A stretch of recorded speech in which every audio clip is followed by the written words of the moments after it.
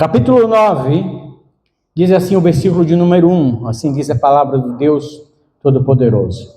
E num 10º mês, que é o mês de Adar, no dia 3 do mesmo mês, em que chegou a palavra do rei e a sua ordem, para executar, no dia em que os inimigos dos judeus esperavam assenhorar-se deles, sucedeu o contrário, pois esperavam os judeus e foram eles que se assenhoraram dos que eram os seus inimigos.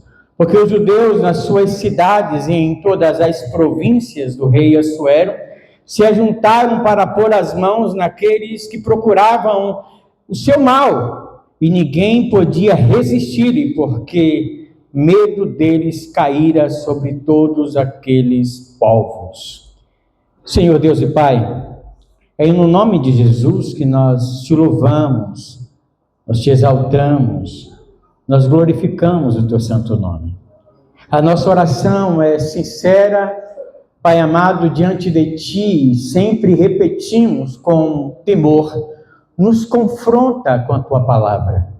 Essa palavra tem este poder de nos confrontar, de mostrar quem somos, como estamos, mas também a tua palavra nos edifica, porque ela gera vida em nós e, Pai amado, tu nos ensina como nos adequar à tua vontade, ao teu querer. Então, meu Deus, confronta-nos, edifica-nos, fala-nos por meio da tua palavra, em o nome de Jesus. É que nós oramos agradecidos no nome de Jesus Cristo. Amém, Jesus. Meus irmãos, é necessário que a gente recapitule um pouco de tudo que foi dito ao longo desses dias ministrando este livro. O livro de Esther é um livro cheio de suspense, porque ele começa justamente falando do rei Assuero, que dá uma festa muito grande, uma festa que durou cerca de 6 meses, 180 dias, e que o rei trouxe, e fala da glória. O rei reúne em todas as províncias, 127 províncias do reino da Pérsia, e ele quer mostrar a sua glória, e algo muito suntuoso, algo muito grandioso, e mostra a potência, o poder e a glória do rei Assuero.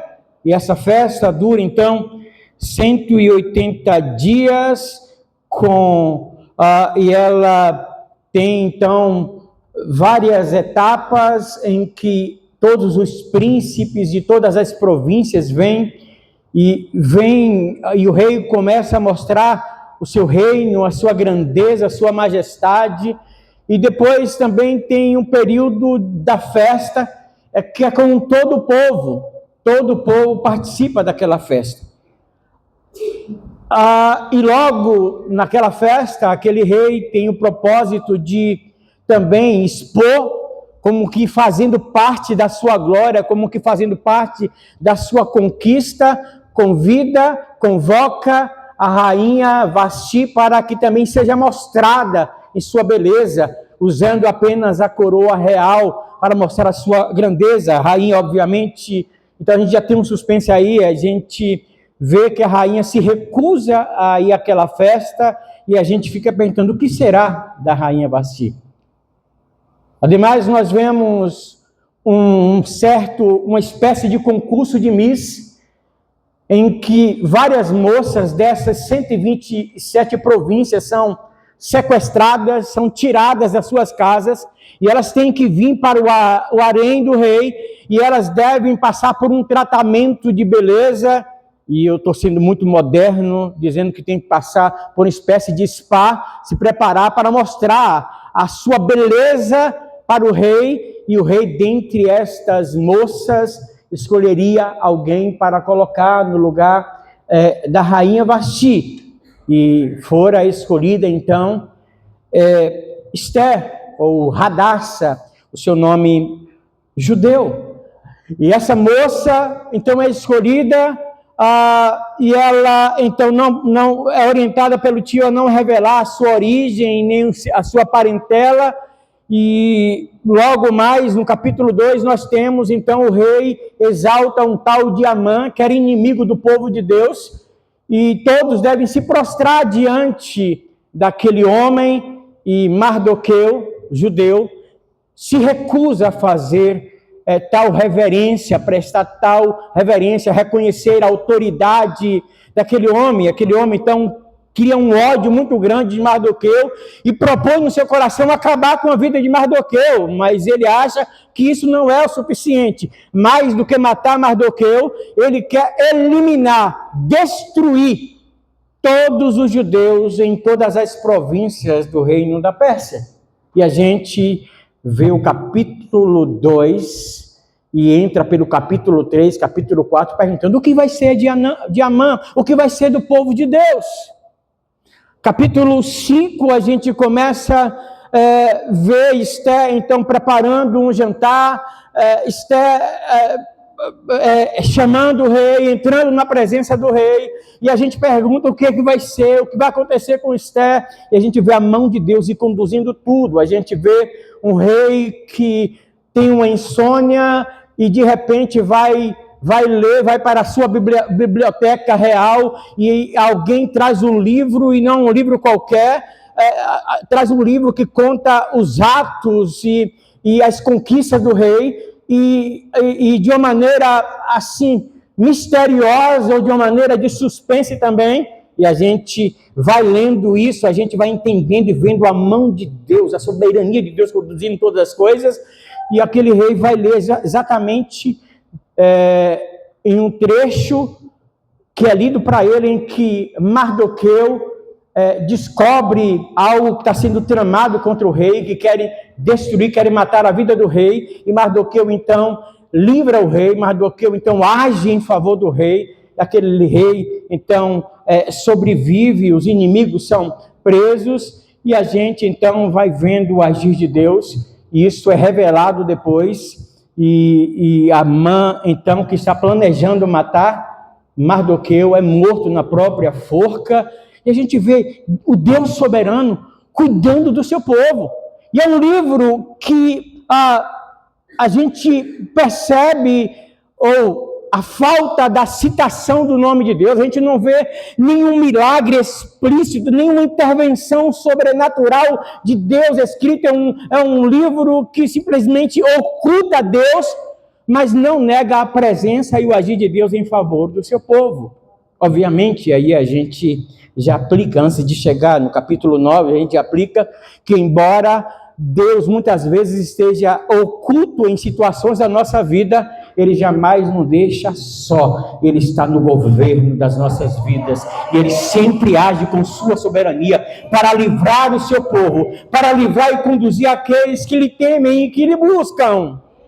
E nós vemos os livramentos de Deus ao longo deste livro. Capítulo 9, então, diferente de todos os outros capítulos, a gente não tem um suspense. A gente, logo no primeiro e segundo versículo, o autor propositalmente vai revelar o que está acontecendo. A gente tem o desfecho no capítulo 8, a vitória do povo de Deus, mas o capítulo 9 vai dizer como isso se deu. Né? Como isso se deu. O capítulo 9 começa então falando da vitória do povo e como o povo foi enfrentar os inimigos. Do capítulo 8 fala que foi escrito um novo edital, foi promulgada uma nova lei em que os judeus poderiam se defender, e eles então se preparam, e quando os inimigos vêm pensando que vai surpreendê-los, são os inimigos que são surpreendidos, e eles vencem, eles causam um temor muito grande, um pavor muito grande, e os inimigos não podem fugir. A gente aprende algumas coisas aqui nesse texto, né? Esses fatos decorridos no livro de Esther são narrados, são fatos ocorridos aí mais ou menos no século V antes de Cristo, né? Então 5 séculos antes do nascimento de Jesus. E é o Império Persa.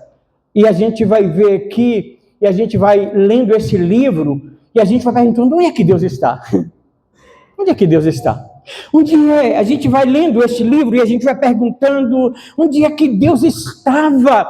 Onde é que Deus estava quando o povo lá em Jerusalém foi invadido por um império que derrotou, juntamente com Nabucodonosor, e derrotou totalmente o império. Esse império destruiu a nação de Israel e levou esse povo cativo para a Babilônia. Onde é que Deus estava? A gente pergunta onde é que Deus estava quando jovens, quando moças, quando homens foram mortos, homens que temiam a Deus, e aqueles que não foram mortos, e a cidade de Jerusalém foi totalmente destruída, né? Onde é que Deus estava que permitiu que isso acontecesse? Deus estava agindo justamente por causa da desobediência do povo. A Vitória estava pregando nesta sexta-feira sobre Josué, né? E Caleb, que toma posse da terra. E Josué está morrendo. Josué chama o povo e diz, e lembra toda a ação de Deus na história, de como Deus foi lá no Egito, com braço forte, livrou o seu povo, e como Deus conduziu e supriu todas as necessidades do povo. Deus tratou do povo ao longo de 40 anos, atravessando um deserto. Deus expulsou através do povo toda aquela gente que estava na terra, e Deus deu a terra de Canaã a este povo. E Josué então está morrendo e chama o povo, reúne o povo, traz à memória do povo todos os feitos de Deus e diz: agora vocês precisam decidir a quem é que vocês vão servir. Vocês vão servir ao Deus Todo-Poderoso, que tem agido tão bondosamente, tão poderosamente em vosso favor. Vocês vão servir a este Deus que tem cuidado de vocês, que resgatou vocês e tirou vocês da terra do Egito com um braço forte e conduziu vocês, inseriram, entregou vocês essa terra que emana leite e mel, como ele prometera a Moisés. Vocês vão servir a este Deus que tem promovido a salvação de vocês, ou vocês vão servir aos deuses dessa terra em que vocês estão e aos deuses dos nossos antepassados? E o povo diz: claro que nós iremos servir ao Senhor. Longe esteja de nós em não servir a Deus e servir a esses deuses. E Josué diz: vocês não podem servir a Deus, porque vocês precisam entender que servir a Deus requer compromisso.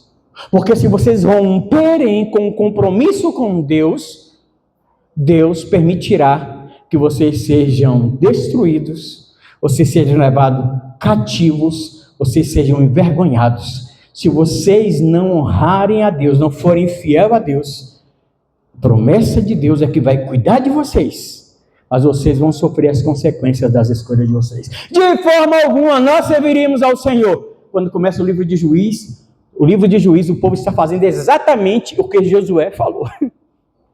Cada um faz o que bem parece aos seus olhos. E isso levou o povo para o cativeiro babilônico. Então Deus estava lá, cumprindo a sua promessa. Deus alertou o povo, Deus falou ao povo. Onde é que estava Deus quando esta moça teve que ir levada, para a casa do rei, ser escolhida, Esther? Onde estava Deus quando Amã foi levado como a segunda pessoa do reino de Assuero e começou a perseguir o povo de Deus, quer matar Mardoqueu, a todo o povo judeu? Onde estava Deus quando Amã levantou uma forca para matar naquela noite, e foi para a casa do rei pedir para enforcar a Mardoqueu? Deus estava agindo. dando insônia ao rei, levando o rei a ver as ações do povo de Deus. Deus estava agindo no jejum de Esther e de todo o povo judeu e de todas as donzelas que lhe serviam. Deus estava agindo no coração do rei Assuero. Deus estava desmascarando o inimigo. Deus estava agindo e preservando o seu povo, cuidando do seu povo. Talvez nós olhemos para as nossas vidas e talvez algumas situações em que nós vivemos, Deus, por que eu estou passando por isso? Onde é que o Senhor está, que não está vendo que eu estou passando por isso? Deus está no lugar que Ele sempre esteve, no seu trono de glória. Ele está no governo de todo o universo. Ele não perdeu o controle da sua vida. Deus está cuidando de você. Deus está cuidando de você. Deus está cuidando de você. Deus está conduzindo a sua vida. E esse texto, então, diante dessas perguntas, a gente tem, então, esse capítulo 9. E talvez esse capítulo poderia ser intitulado O Dia da Vitória, o Dia da Libertação do povo de Deus. O dia da libertação, o dia da glória. É interessante que esse dia, o dia da libertação, eu queria que você pensasse não somente no dia da libertação do povo lá no Império Persa, o dia da vitória do povo de Israel, dos judeus lá no Império Persa. Eu queria que você pensasse nessa noite não apenas no dia da vitória, no dia da libertação do povo judeu lá no cativeiro. Eu queria que você pensasse o dia em que Cristo te libertou, o dia da tua libertação, né? Foi um dia de total mudança, foi um dia de mudança na história, e a gente vê aqui os versículo 1, versículo 2, versículo 5, versículo 10, versículo 15 a 17, vai falar que aqueles inimigos, ainda com o documento que Amã escreveu e assinou com o anel, carimbou com o anel que o rei lhe tinha dado, em que cada pessoa que matasse um judeu receberia uma recompensa, e Amã pagou do seu bolso, do seu tesouro. Era um homem poderosamente rico, que tinha sido engrandecido, era amigo do rei Assuero, e ele aproveitou disso para pagar para o tesouro do rei da Pérsia, que era muito grande, para que quem matasse um judeu em todas as 127 províncias ganharia uma recompensa.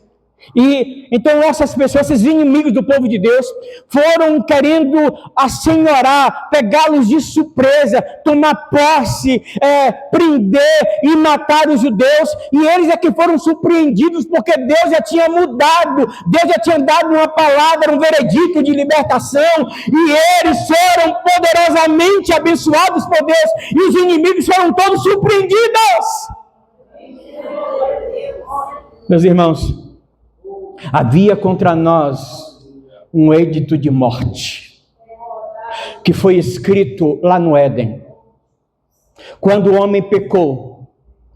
E a palavra de Deus diz que toda alma que pecar, essa também morrerá. E nós estávamos condenados à morte eterna, até que o dia Cristo veio.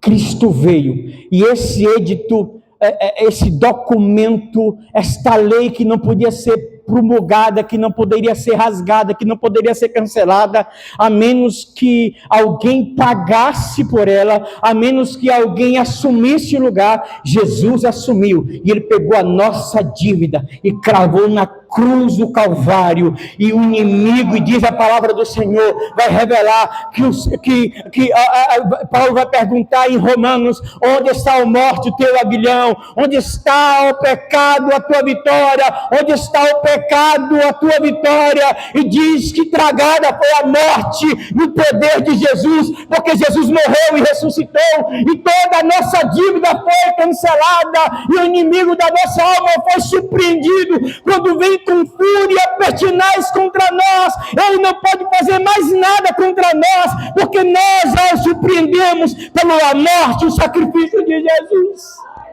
O dia da nossa libertação foi um dia que mudou totalmente a nossa vida. O dia para que nós podemos nos alegrar, nós podemos festejar, nós podemos engrandecer o nome do Senhor. E diz o texto que todos os judeus se reuniram, né, com o propósito de se defender, de lutar pela sua vitória, porque Deus já tinha decretado, agora era necessário que se unissem para batalhar a fé operada pelo Senhor. Diz o versículos 2 o seguinte: porque os judeus nas suas cidades e de todas as províncias do rei Assuero se ajuntaram para pôr as mãos naqueles que procuravam o seu mal, e ninguém podia resistir-lhe, porque o medo caíra sobre todos os povos. Esse dia foi um dia de muita vitória, irmãos, tanto para eles naquele dia, como para nós. E é interessante que o apóstolo Paulo, eu gosto demais de ler o apóstolo Paulo, e como ele interpreta o Velho Testamento, como ele faz essa aplicação. Então existia essa ordem de morte para nós. E aí Paulo escreve aos Romanos, capítulo 8, que diremos, pois, essas coisas? Se Deus é por nós, quem será contra nós? Aquele que não poupou o seu filho, né? Pelo contrário, o entregou para morrer por todos nós, como não nos dará com ele todas as coisas? Aí ele continua dizendo: quem é que vai nos surpreender agora? Eu estou parafraseando o texto. Quem é que vai nos separar do amor de Deus? Quem é que vai tirar essa vitória de nós? Qual é a condenação? Agora nenhuma condenação há para os que estão em Cristo Jesus, que não andam segundo a carne, mas segundo o Espírito. Ainda que o inimigo venha tentar nos acusar, tentando nos mostrar, nós já fomos libertos, nós já fomos salvos, e nada vai nos separar deste amor poderoso que nos libertou. Esse foi o dia da nossa vitória. Então a nossa vitória não vai chegar ainda, ela já veio, ela se manifestou, ela se fez carne, ela morreu na cruz do Calvário, ela ressuscitou no terceiro dia. E aí Paulo conclui: em todas essas coisas nós somos mais do que vencedores, mais do que vencedores, mais do que vencedores em Cristo Jesus. Um dia de juízo, o dia da nossa libertação também é um dia de juízo. Às vezes nós temos a tendência de pregar o evangelho e esconder essa verdade da palavra de Deus. Juízo. Pregar juízo é também pregar o evangelho, irmãos. Porque, perceba esse texto, sobretudo, eu chamo a atenção para vocês, versículo de número 13, que diz assim, versículo 13, então, eu até leio um pouquinho antes, versículo 6, e na fortaleza de Suzã, os judeus mataram e destruíram 500 homens, além de os filhos de Amã, que eram 10 filhos, Parsadata, Dalfon, Aspata, Porata, Adália, Aridata, Farmasta, Arizai, Aridai, Vaizata, os 10 filhos de Amã, filho de Amedata, o inimigo dos judeus, e mataram, porém não tocaram nos espojos, nem estenderam as suas mãos. E no mesmo dia foi comunicado ao rei o número dos mortos da fortaleza de Suzã. E disse o rei à rainha Esté, da fortaleza de Suzã: os judeus mataram e destruíram 500 homens e os 10 filhos de Amã, nas províncias do rei, do que teria feito. Qual é, pois, agora a tua petição, Esther? Fala e eu te darei. Ou qual é ainda o teu requerimento e será feito? Então Esther disse: se bem parecer ao rei, conceda-se aos judeus que se acham em Susã, que também façam amanhã, conforme o mandato de hoje, e pendurem numa forca os 10 filhos de Amã. Isso aqui é muito importante nesse texto, porque o evangelho do amor, o evangelho que nos liberta, também traz juízo para aqueles que não permanecerem em Cristo. Também traz juízo sobre aqueles que abandonarem a fé. O texto mais maravilhoso acerca do amor de Deus está em João 3,16. Porque Deus amou o mundo de tal maneira que deu o seu Filho unigênito. Para o quê? Não pereça, mas tenha vida eterna. Mas esse mesmo capítulo de João, que é o texto central das Escrituras, que revela o amor de Deus, revelado e personificado na pessoa de Jesus, que veio, e João vai dizer que o Verbo era Deus, e o Verbo estava com Deus, e o Verbo se fez carne e habitou entre nós. João está dizendo que Deus amou o mundo de tal maneira que cumpriu a sua palavra e deu seu único filho para que morresse em nosso lugar, para que todo aquele que crê na suficiência da obra redentora de Cristo não pereça, mas tenha vida eterna. Não morra espiritualmente, mas tenha vida eterna. E João vai encerrar o capítulo 3 do Evangelho de João dizendo que quem tem o Filho tem a vida. Quem tem o Filho tem a vida eterna. E quem rejeita o Filho está condenado. E diz que quem rejeita o Filho, a ira de Deus até agora permanece sobre ele. A ira de Deus permanece sobre os filhos da desobediência. O que nós temos aqui nesse versículo 13, sobretudo, é o juízo de Deus para aqueles que continuaram como inimigos de Deus. Então nós podemos afirmar categoricamente que o dia da nossa libertação é o dia do Senhor, é um dia de vitória para a nossa vida, mas também é um dia de juízo. Quando nós confessamos a Jesus, como nós somos alcançados, como nós cremos no sacrifício de Jesus, como nós cremos na suficiência da obra de Cristo, redentora para as nossas vidas, quando nós dissemos sim para Jesus, quando nós nos submetemos ao senhorio de Jesus, nós estamos dizendo: Senhor, muito obrigado, porque o Senhor cancelou, o Senhor pagou a minha dívida, e agora eu vou viver para Ti, eu vou viver para o Senhor, e nós então tomamos posse dessa libertação. Mas aqueles que rejeitam a Jesus, aqueles que rejeitam essa palavra, aqueles que rejeitam esse amor, aqueles que rejeitam esta obra, permanecem como inimigos de Deus. E ser inimigo de Deus é receber juízo, destruição e morte. Então esse dia, irmão, deve ser celebrado por nós, mas entendendo que se nós não celebrarmos, se nós não vivermos esta reconciliação com o Senhor. E essa palavra é muito séria, principalmente aqueles que conhecem a palavra e se afastaram. A porta está. Nós estudamos hoje pela manhã que Jesus é a porta de entrada para a comunhão com Deus, mas é também a porta de saída, de libertação. E nós não estamos mais sujeitos à lei do pecado e da morte, mas do Espírito e de vida. E nós fomos libertos do jugo do pecado e da morte.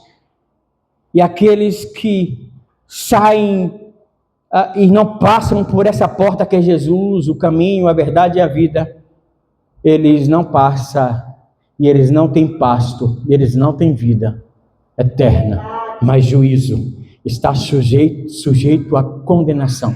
E o que nós vimos aqui nesses filhos, nesses 10 filhos de Amã, e de todos esses 500 homens que vieram para destruir como inimigos do povo de Deus, é que Deus vai agir com juízo sobre aqueles que desobedecem e que não se submetem ao senhorio do Senhor. No capítulo 8 termina justamente dizendo que por causa da ação de Deus na vida de Mardoqueu, de Esther, de todo o povo judeu, muitos em todas as províncias se convertem ao judaísmo, se convertem, passam a ser crentes, passam a servir a Deus, o Deus dos judeus.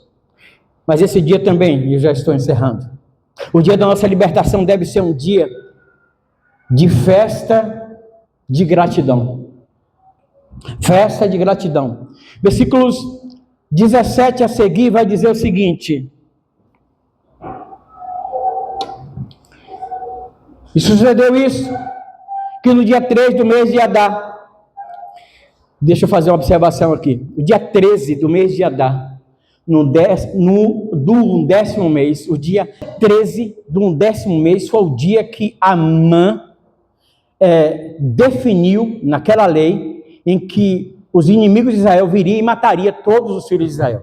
Então era um dia de tristeza, um dia de total pavor, destruição. Quando essa data foi dita por Amã, foi promulgada pelo rei, Mardoqueu vestiu-se de pano de saco, rasgou as suas vestes, o povo todo entrou em tristeza, toda a cidade, toda a capital, toda a fortaleza de Suzã entrou em total tristeza profunda, e esse dia chegou, só que Deus mudou o quadro, Deus mudou a situação, e esse dia tornou-se o dia de libertação, então esse dia se torna um dia de festa. Então Mardoqueu vai escrever e vai definir a festa do Purim, festa da purificação, que seria celebrada em todas as gerações de Israel. Todas as gerações querem uma festa de gratidão, uma festa pela libertação, uma festa pela salvação, e o povo deveria então se reunir para celebrar o Senhor,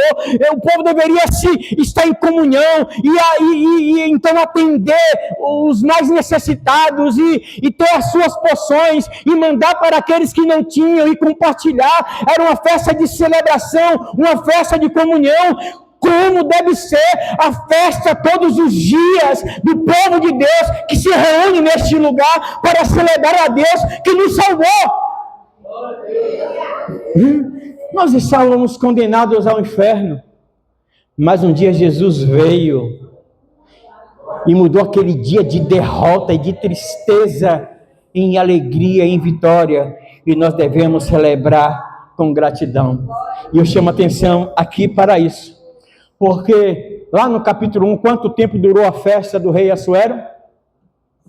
Quanto tempo? 6 meses. É pouco ou muito tempo? É pouco ou muito tempo? Muito tempo. Mas sabe quanto tempo dura a festa da salvação do Purim? Por todas as gerações.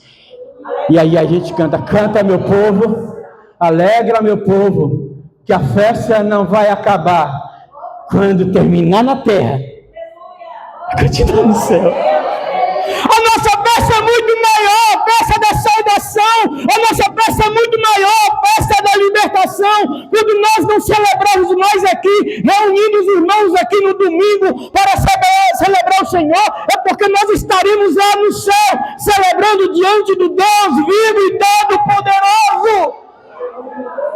Nós devemos nos celebrar, nós devemos nos alegrar, nós devemos fazer valer todos os dias nós devemos fazer valer esse salmo que está exposto ali, Salmo 122, alegrie-me quando me disseram, vamos à casa do Senhor, porque quando a gente vem à casa do Senhor, a gente está celebrando essa festa do Purim, essa festa da purificação, essa festa da libertação, essa festa da celebração, essa festa da comunhão uns com os outros. Um dia de vitória. Então não dá para a gente ficar cabisbaixo. É claro que a gente tem intempéries. É claro que a gente tem tristezas neste mundo. Aliás, essa é uma das grandes verdades no livro de Esther. Esther só conhecia Jerusalém de ouvir falar. Esther nasceu no cativeiro. Ela nunca tinha visto Jerusalém. Ela estava em uma terra que era dela, mas não era dela. Será que parece com a sua história? Você está neste mundo. Você está sujeito às dores, às perdas, às angústias deste mundo. Nós estamos sujeitos a tantas coisas. E pelo que a gente vê, a tendência, eu não estou sendo pessimista não, mas a tendência é a coisa piorar daqui para frente. A gente não tem mais esperança política. A gente vê a coisa cada vez mais se degradando, a corrupção, a injustiça, a imoralidade. E nós somos daqui, mas não pertencemos aqui. Nós nascemos aqui, mas a nossa cidadania está no céu. Daqui a pouco nós ficaremos livres de tudo isso. Mas enquanto Ele não vem, nós precisamos perseverar, sabendo que é Ele quem tem nos preservado. E quando este lugar ficar insuportável, que não dá mais para viver aqui, o Senhor simplesmente vai nos tirar daqui. E nós celebraremos para sempre a vitória. A nossa vitória, irmãos, não virá. Ela já veio. A nossa vitória não está para acontecer. Ela já aconteceu. E nada, nem ninguém vai nos tirar isso. O Deus Todo-Poderoso, o teu Deus, o teu Senhor, Ele está no seu trono de glória, soberano. Ele cuida de cada um de nós. Nada, exatamente nada vai nos acontecer sem a permissão dEle. Nada, exatamente nada que aconteça ou deixe de acontecer conosco aqui, vai nos tirar esta verdade. Nós somos do céu, nós somos de Deus. Deus está conosco. Deus está no meio do seu povo. Vamos colocar em pé em nome de Jesus. Salmo 46 fala algo muito interessante. Fala que Deus é o nosso refúgio e fortaleza, socorro bem presente na angústia. Pelo que não, ainda que a terra se mude, ainda que os montes se abalem pela sua braveza, ainda que os montes se lancem ao mar, se espumejem, há um rio cujas correntes alegram a cidade de Deus. Deus está no meio, não será. As nações se embraveceram, os reinos se moveram, e levantou a voz e a terra se derreteu. O Senhor dos exércitos está conosco, o Deus de Jacó é o nosso refúgio. Vinde, contemple as obras do Senhor, que desolações se feitas na terra. Ele faz cessar as guerras, corta as lanças, quebra o arco, queima os carros no fogo, e Ele diz: aquietai-vos, saber que eu sou Deus, sou exaltado entre as nações, sou exaltado sobre a terra. E o povo diz: o Senhor dos exércitos está conosco, o Deus de Jacó é o nosso refúgio. Deus está conosco, irmãos. Deus está no controle, sabe? Deus está no controle da nossa vida. Algumas coisas acontecem conosco, não é porque Deus não está vendo e porque Deus não está presente, não. Ele está vendo, Ele está presente e Ele está te preservando. Isso não vai te matar. Isso não vai destruir a tua vida. Pelo contrário, daqui a pouco, quando o inimigo está pensando que já te venceu, que já te derrotou, ele virá e tirará você. E tudo aquilo que é inimigo de Deus será totalmente aniquilado e destruído. Nós, Pai amado, em nome de Jesus,